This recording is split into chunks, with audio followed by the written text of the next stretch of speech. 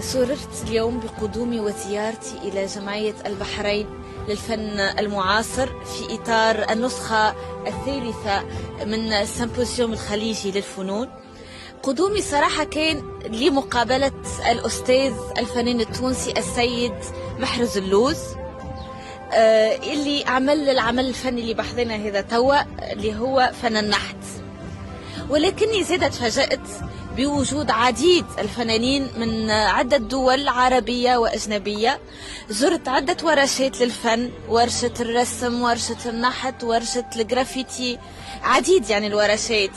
كل فنان عامل رسمة أو عامل عمل فني مميز. قابلت زيد رئيس الجمعية السيد الفنان خليل المدهون، مشكور، عرفني يعني على إنجازات الجمعية، على السيمبوسيومات يعني على مر الأعوام هذه المشاركين فيها من الدول. حكينا يعني حتى على المستقبل كيفاش نجموا نعملوا تعاون بين تونس وما بين الجمعية.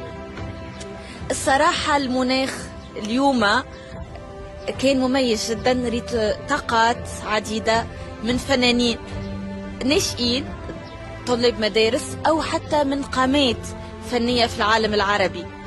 فمشكورة جمعية البحرين في المعاصر على الدعوة.